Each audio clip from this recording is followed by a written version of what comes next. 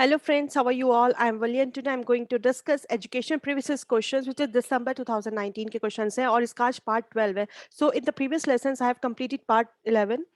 So today I'm going to start from the question number 85. 86 sorry. So which of the following assessment area of learning outcomes आपको बताना है वो कौन सी category है lower level की जिससे हम क्या असेस कर सकते हैं assessment area of learning outcomes बनाना है जो कि बिलोंग करता है category of lower level that means कि हायर लेवल की कैटेगरी से बात नहीं की जा रही लोअर लेवल की कैटेगरी की बात की जा रही है ability to analyse the facts and information जब आपके अंदर एक एबिलिटी आ जाए कि आप फैक्ट्स को और इन्फॉर्मेशन को एनालाइज कर लें दैट मीन्स कि एक हायर लेवल की बात हो गई है जब आप क्रिएट कर सकते हैं जब आप इन्वेंट कर सकते हैं जब आप चीज़ों को एनालाइज कर सकते हैं ये सब चीज़ें आपकी हायर लेवल पे आती है लोअर लेवल पे आपकी आती है कि आप चीज़ों को मेमोराइज कर रहे हैं रट रहे हैं चीज़ों को याद करने की कोशिश कर रहे हैं अंडरस्टैंड कर रहे हैं लेकिन जब हायर लेवल की बात आती है तो आती है कि आप चीज़ों को कैसे क्रिएट कर सकते हैं how to invent how to discover ये सब आपका हायर लेवल में आता है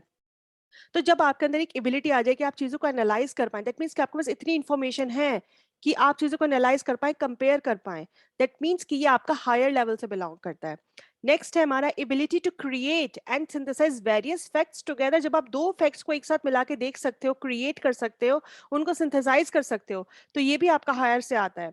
mastery of facts and information as shown in reproducing them when asked for जब आपको कहा जाए तब आप अपने mastery of facts और information को आप शो करेंगे मतलब जब आपसे कहा जाए तब आप करेंगे तब तक आप नहीं करेंगे तो ये आपका लोअर लेवल में आ गया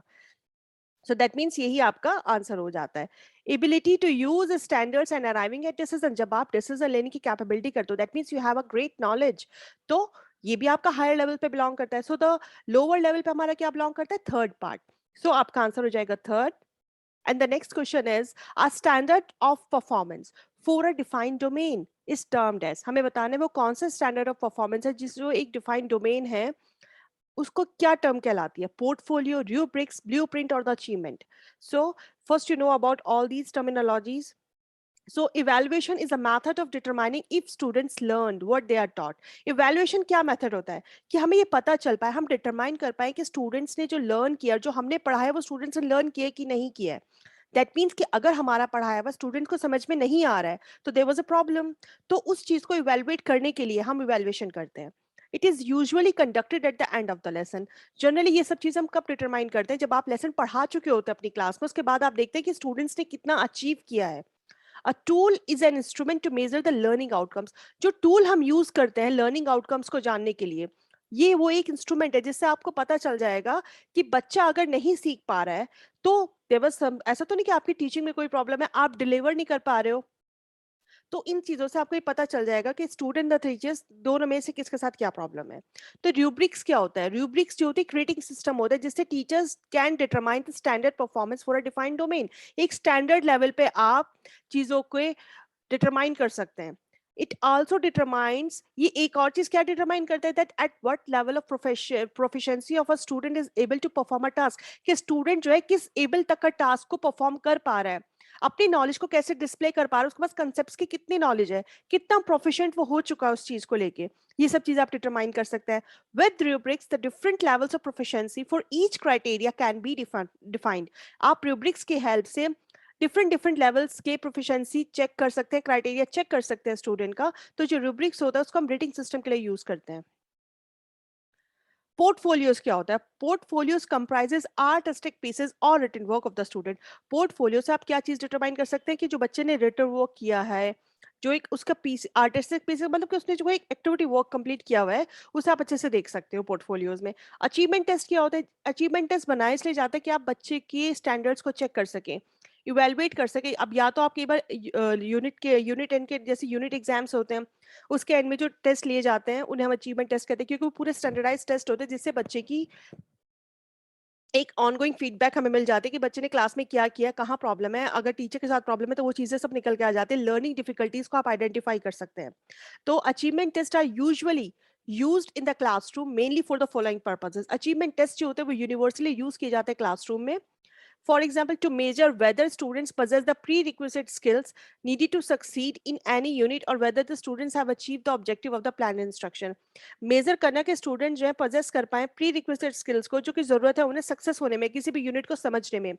कि स्टूडेंट्स ने उस चीज अपने ऑब्जेक्टिव जो था, जो हमने एक प्लान इंस्ट्रक्शन बनाया था क्लास में एज अ टीचर कि आज आप क्लास में ये पढ़ाएंगे, आप पूरी चीज प्लान करके गए, अब बच्चों ने उस चीज में कितना समझा, समझ पाए कि नहीं समझ पाए, ये सब चीज आप जान सकते हैं। अपने स्टूडेंट्स को मॉनिटर करना कि उन्होंने क्या चीज कितनी लर्न की, ऑनगोइंग फीडबैक, आप क्लास में फीडबैक ले सकते हो स्टूडेंट्स की, और उससे आपको ये पता चल जाएगा कि स्टूडेंट्स अगर अच्छे से लर्न कर पाए, दैट मीन्स कि जो आपने प्लान किया था इंस्ट्रक्शन बच्चों को पढ़ाने के लिए, बच्चे उस चीज को बहुत अच्छे से समझ चुके हैं। और अगर आपको लग रहा है कि बच्चों को कहीं ना कहीं कंसेप्ट में प्रॉब्लम आ रही है, तो आप कहीं ना कहीं अपना जो डिलीवर करने का तरीका है लेक्चर्स को, उसे आप चेंज करके पढ़ा सकते हैं, एक्टिविटी के थ्रू करा सकते हैं, ताकि बच्चे इजिली कर पाए। तो इससे क्या होगा कि आप चीज़ों को मॉनिटर कर सकते हैं। आप स्टूडेंट्स की लर्निंग डिफिकल्टीज को मॉनिटर कर सकते हैं, आइडेंटिफाई कर सकते हैं कि प्रॉब्लम अगर बार-बार हो रही है तो यहाँ क्या प्रॉब्लम है। उस बेसिस पे हम बच्चे को ग्रेड्स असाइन करते हैं। बच्चे ने कैसा किया, कैसे नहीं किया, ये सब चीज़ हमें ग्रेड्स के थ्रू पता चल जाती है। फिर आता है हमारा ब्लूप्रिंट। ब्लूप्रिंट क्या होता है? एक 3 डायमेंशनल चार्ट है, जो क्या शो करता है? Placement of each question with respect to the objective and the content area that it test, कि आप जिस कंटेंट के बेसिस पे अपने स्टूडेंट्स को टेस्ट कर रहे हो, कौन सा क्वेश्चन कितने मार्क्स का है, ऑब्जेक्टिव्स क्या है, किस कंटेंट से आपने क्वेश्चंस को लिया है। ब्लूप्रिंट से आपको ये सब चीजें क्लियर आउट हो जाती है। ये हमारा अचीवमेंट टेस्ट का थर्ड स्टेप भी कहलाता है। जब हम अचीवमेंट टेस्ट बनाते हैं तो ब्लूप्रिंट भी तो देखा जाता है ना उसमें, कि जो आपने टेस्ट बनाया है उस टेस्ट में किस तरह के क्वेश्चंस आपने डाले हैं, कितना ऑब्जेक्टिव है, कितने आपके डिटेल क्वेश्चंस हैं, उन सब चीजों का एक ब्लूप्रिंट आ जाता है। It is useful to prepare a blueprint so that the test maker knows which question will test which objective and which content unit and how many marks it would carry. That means कि आपका complete question paper है, आपको पता चल जाएगा किस unit से कौन सा क्वेश्चन आया हुआ है, कौन से क्वेश्चन ऑब्जेक्टिव है, कौन से क्वेश्चन डिटेल्ड है, और किस यूनिट से कितना पार्ट को कवर अप करना है। ब्लूप्रिंट से आपको इन सब चीजों का पता चल जाता है।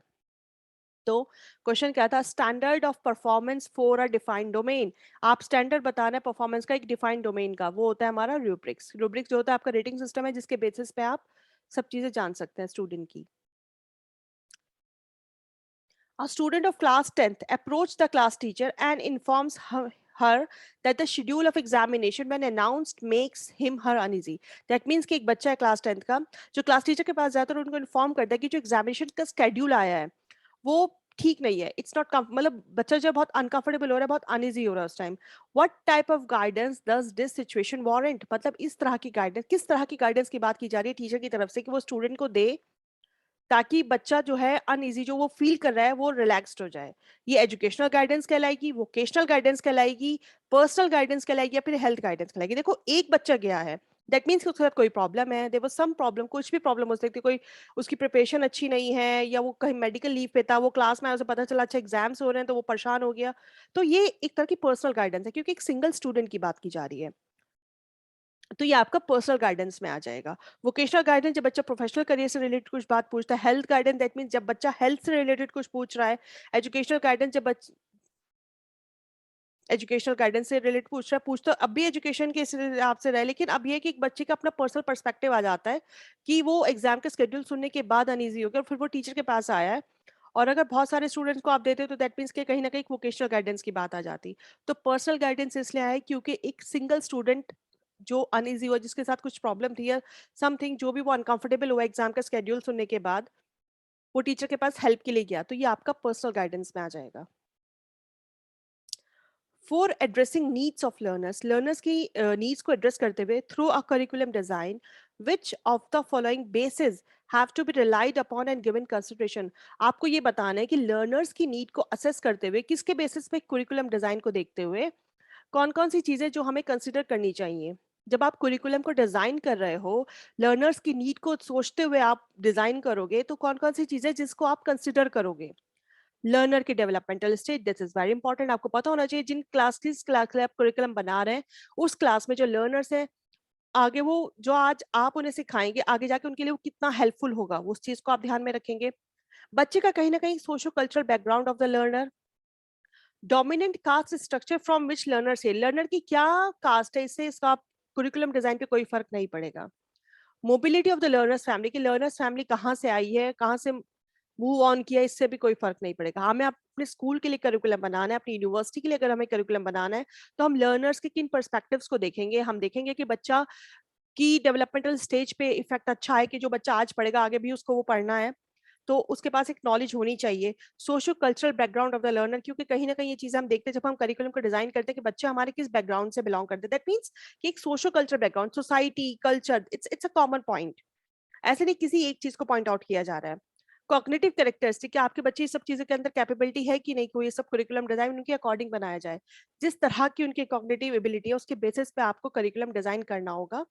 तो ये इंपॉर्टेंट पॉइंट्स हैं इसके ए, बी एंड डी, जो कि बहुत इंपॉर्टेंट है। बाकी सी और डी जो है वो इसका नेगेटिव ऑप्शन हो जाएंगे।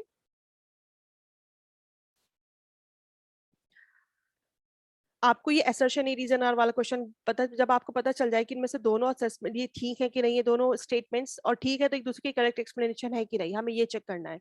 Ancient India, the development of the inner nature, बात की जा रही है एंशियंट इंडिया की, कि जो डेवलपमेंट है इनर नेचर का और कैरेक्टर ऑफ द स्टूडेंट का, वो deemed was deemed as one of the essential objects of education. Ancient India के अकॉर्डिंग जो डेवलपमेंट होता है बच्चे के अंदर का, इनर नेचर का, कैरेक्टर का, जो होता है ये एसेंशियल ऑब्जेक्ट्स हैं एजुकेशन के according to ancient India. Reason क्या दिया, क्योंकि जो हमारा इंटेलेक्चुअल डेवलपमेंट होता है वो बिना कैरेक्टर के डेवलपमेंट के हो नहीं सकता, will defeat the every ends of studentship. बिना डेवलपमेंट ऑफ कैरेक्टर के आपका इंटेलेक्चुअल डेवलपमेंट नहीं हो सकता स्टूडेंटशिप के लिए, defeat the every ends of the studentship. तो हमें देखना है कि इसमें से क्या सही है हमारा। देखो जब एंशियंट इंडिया की बात की जाती है तो जो मेन गोल था एजुकेशन का वो यही था कि आपका डेवलपमेंट हो, आपके नेचर का डेवलपमेंट हो, आपका कैरेक्टर बिल्डिंग का डेवलपमेंट हो।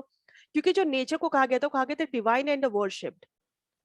हमने जो अपनी बुद्धिज्म में पढ़ा है, जैनिज्म में पढ़ा, अक्सर आपने फिलोसफी में ये चीजें पढ़ी होंगी कि एजुकेशन का क्या एम था, कि डेवलप करना अपने अंदर सेल्फ कंट्रोल, सेल्फ रिस्पेक्ट होनी चाहिए, लव होना चाहिए, चीजों को लेकर कॉपरेट होना चाहिए, सिंपैथी होनी चाहिए स्टूडेंट्स के अंदर, ये सारी चीजें देखी जाती थी। Great importance was attached to developing such qualities as a discipline, obedience, बच्चे के अंदर डिसिप्लिन होना चाहिए, सेल्फ कंट्रोल होना चाहिए, बच्चा ओबे करे, रिस्पेक्ट करे अपने बड़ों की, उसके अंदर हॉस्पिटैलिटी की परफॉर्मेंस होनी चाहिए कि वो दूसरों की हेल्प कर सके, फुलफिलमेंट ऑफ सोशल रिस्पॉन्सिबिलिटीज, ये सब चीजें हमने अपनी फिलोसफी में सब चीजें पढ़ी हैं, हर एक ने अलग अलग लेवल पे ये बातें कही हैं कि बच्चे के अंदर उसका इनर नेचर भी डेवलप होना चाहिए, उसका सेल्फ कंट्रोल उसके अंदर होना चाहिए, ऑनेस्टी होनी चाहिए, डिसिप्लिन होना चाहिए, बच्चे दूसरों की हेल्प करने के अंदर उसके अंदर फीलिंग होनी चाहिए। ये सब बातें एंशिएंट इंडिया में कही गई और ये सब बातें बिल्कुल सही हैं। फिर आता है हमारे जो रीजन दिया गया था, more intellectual development without a development of character will defeat the every ends of studentship. That means कि जो इंटेलेक्चुअल डेवलपमेंट है वो जरूरी है लर्नर्स का डेवलप करने के लिए, but it should be build the personality of the individual for better growth and development. जो आपका इंटेलेक्चुअल डेवलपमेंट है वो बहुत इंपॉर्टेंट है, लेकिन उसके साथ साथ आपके कैरेक्टर का भी डेवलपमेंट होना चाहिए, आपकी पर्सनैलिटी भी डेवलप करनी चाहिए। ऐसे नहीं कि सिर्फ इंटेलेक्चुअल डेवलपमेंट हो जाए और आपकी पर्सनैलिटी की जरूरत नहीं है, नहीं, दोनों चीजों की जरूरत है, इंटेलेक्चुअल डेवलपमेंट की भी जरूरत है और आपकी पर्सनैलिटी की भी जरूरत है, ताकि आपका अच्छी ग्रोथ और अच्छा डेवलपमेंट हो। तो इसके हिसाब से अगर देखा जाए तो जो हमारा दोनों चीजें बिल्कुल सही कही गई है, लेकिन ये इसका रीजन नहीं है। That means A and R are true, but R is not the correct explanation of it, क्योंकि यहाँ बात अलग कही गई है और यहाँ बात अलग कही गई है। ये एक एंशिएंट इंडिया से रिलेटेड बात की गई है और एक ही जनरल बात की गई है। सो ये था मेरा आज का lesson and thank you friends for attention, stay blessed and enjoy learning. Next lesson में मैं इसके आगे के 10 क्वेश्चंस कराऊंगी जो कि अनसीन पैसेज के क्वेश्चंस होंगे and which is very important. See you soon with the next video.